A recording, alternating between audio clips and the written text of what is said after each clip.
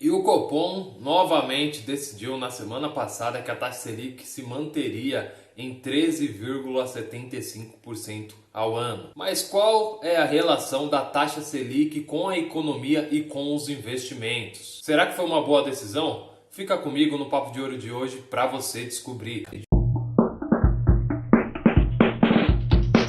Fala, gente, como vocês estão? Vocês estão bem? Espero que sim. Meu nome é Bruno Lisboa, educador financeiro, e seja muito bem-vindo ao canal Papo de Ouro. E no Papo de Ouro de hoje eu vou falar sobre a decisão do Copom em manter a taxa Selic em 13,75%. Não é de hoje que essa decisão do Copom, que já se estende desde de agosto do ano passado, em manter a taxa Selic em uma taxa de 3,75%, que o pessoal considera uma taxa elevada, tem causado confusão com o governo atual. O governo atual fala que não se justifica ter uma taxa em níveis tão elevados, mas o Copom insiste em mantê-la em 13,75%. Afinal, nessa confusão toda, quem será que está certo? E como essa taxa influencia no seu bolso, nos seus investimentos? No Papo de Ouro de hoje eu vou falar sobre isso, mas antes de eu iniciar esse vídeo, que realmente está fantástico, gente, fantástico, eu preciso que você faça um super favor para mim, que você taque o dedo nesse like, curta esse vídeo, se inscreva no canal e ative o sininho para receber todas as notificações dos próximos Papos de Ouro, porque assim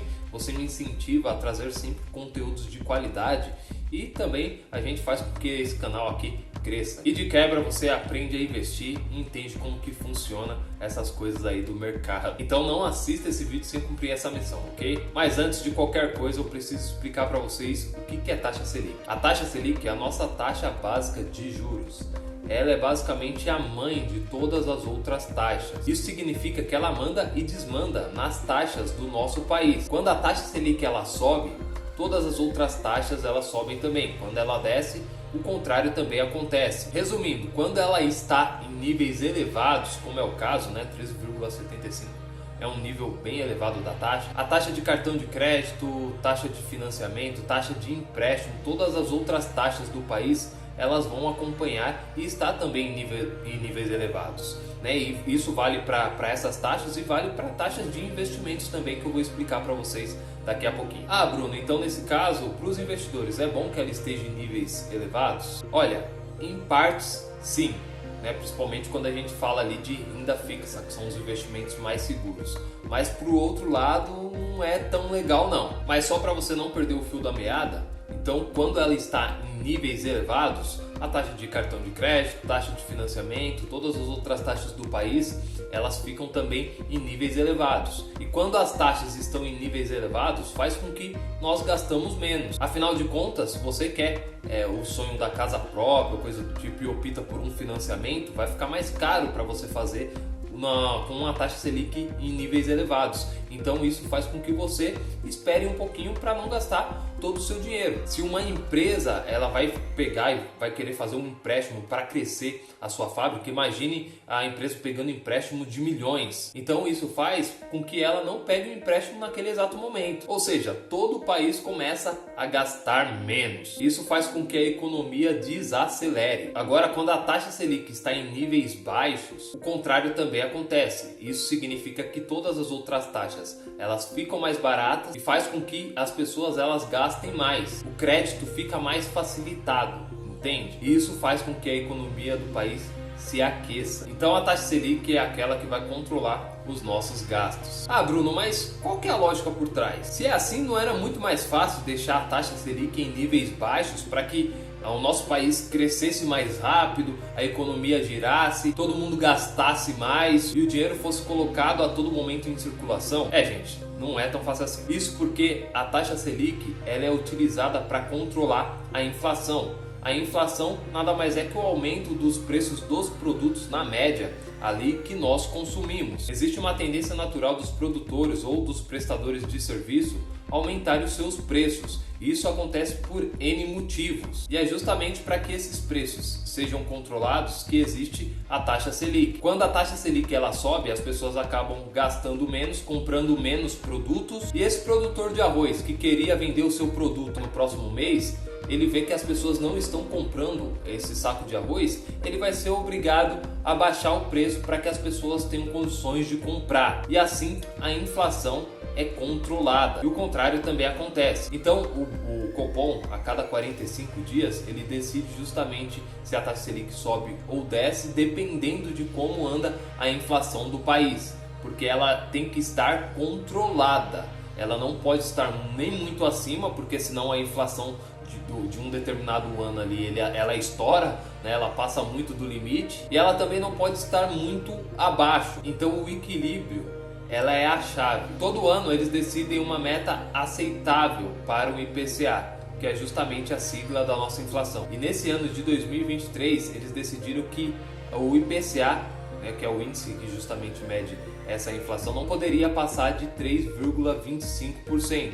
E ele sempre tem uma média ali de para mais ou para menos de 1,5%. Se considerarmos isso, o IPCA para os 4 primeiros meses do ano já está batendo 2,65%, considerando janeiro, fevereiro, março e abril. Olhando para isso, né, considerando isso, né, os 4 primeiros meses o IPCA bater 2,65%, se a gente continua, se o IPCA, se a inflação continua subindo, ela vai passar e muito das metas que eles consideraram ali de 3,25%, mesmo considerando a tolerância de 1,5%, que daria 4,75% de limite ali para nossa inflação. Então acredito que deve ter sido por isso que eles mantiveram a taxa Selic em 13,75%. Porque mesmo nesse patamar é perigoso a meta que eles consideraram ali aceitável ser superada, e muito. É importante dizer que eu não estou aqui tentando passar pano para ninguém, tá, gente? Eu estou trazendo a lógica para vocês, os fatos, o que realmente acontece, o porquê das coisas, e aí vocês decidem o que está certo, o que está errado. Aproveitando, eu vou contar com a colaboração de vocês. Depois dessa explicação, depois de tudo que foi falado, deixe aqui nos comentários o que vocês acham. Vocês acham que o Copom ele fez certo de definir novamente a taxa em 13,75%, ou vocês acham que tinham que abaixar? Mas eu conto com a colaboração de vocês para que a gente não ofenda ninguém, que a gente tenha uma discussão saudável, porque opiniões diferentes fazem parte. Gente, agora imagine a confusão que daria se a inflação perdesse o controle. Poderia ocasionar muitas coisas prejudiciais para nós consumidores, porque, como eu disse, inflação é o aumento dos preços dos produtos que nós consumimos. Se esses aumentos eles continuam subindo, nós acabamos perdendo o nosso poder de compra, porque as coisas vão ficar muito mais caras e ficar muito mais inacessíveis para nós comprarmos. Então por isso que o Copom ele costuma fazer essa jogada. Mas Bruno, e para os investimentos, como que fica isso? Se a taxa Selic estando em níveis elevados, ela não é tão legal para a economia, ela desacelera a economia, para os investimentos costuma ser o contrário. Igual eu falei, a taxa Selic ela é a que manda em todas as outras taxas e não poderia ser diferente para os investimentos. Os investimentos da renda fixa, que tem investimentos ligados a diversos tipos de taxas, como a própria taxa Selic, o CDI, o IPCA, eles continuam rendendo muito bem, muito acima de 1% ao mês. Então eles continuam sendo ótimos investimentos. Para quem investe na renda fixa, continua sendo uma ótima pedida continuar investindo na renda fixa, porque diretamente ou indiretamente esses investimentos eles contam com essa vantagem da taxa Selic de forma elevada. Eu vou dar um exemplo para vocês: Tesouro Selic, Tesouro Pré-fixado, Tesouro IPCA, todos esses investimentos continuam sendo uma ótima pedida para o investidor. Para aqueles que investem na renda variável, já estão num nível um pouquinho acima, também continua sendo ótimo, porque geralmente quando a taxa Selic está em nível elevado, a renda variável ela tem uma desvalorização, ou pelo menos ela fica ali em níveis baixos, que é o que a gente está vendo na Bolsa de Valores. E para nós isso é ótimo, porque se nós escolhermos boas empresas, empresas bem estruturadas, empresas que dão lucro, empresas que são bem administradas, elas custando um valor baixo, isso é ótimo, né? Porque nós podemos comprar essas boas empresas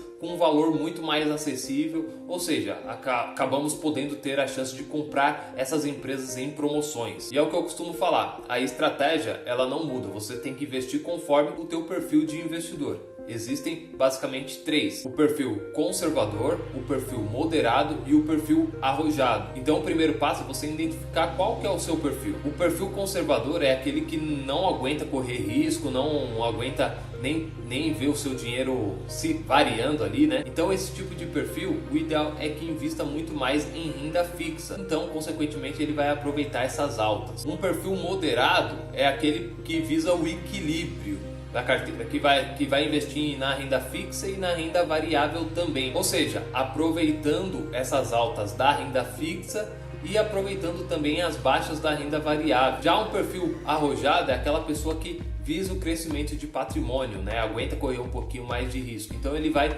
aproveitar muito mais e comprar essas boas empresas em promoções. É sempre importante falar que a renda variável ela tem algumas observações, né? Então que você tem que investir em boas empresas, senão a mágica não acontece. Mas utilizando a estratégia de forma correta, independente da alta ou baixa da taxa Selic, você vai conseguir ter uma boa carteira de investimento e isso que importa. Gente, é isso aí. Esse foi o nosso Papo de Ouro de hoje. Espero que vocês tenham gostado do vídeo. Se você gostou, compartilhe esse vídeo com um amigo que quer aprender como que funciona realmente a taxa Selic. Eu te peço também que, por favor, se você gostou desse vídeo, por favor, não saia sem antes tacar o dedo nesse like, que me ajuda muito e para você não custa nenhum segundo. Se inscreva no canal também para continuar acompanhando todos os papos de ouro desse canal e aprendendo a lidar melhor com o seu dinheiro, a investir melhor. Não se esqueça de me seguir também no Instagram, no Facebook. Lá eu passo conteúdos diários de investimentos, de finanças. Vou deixar tudo na descrição do vídeo.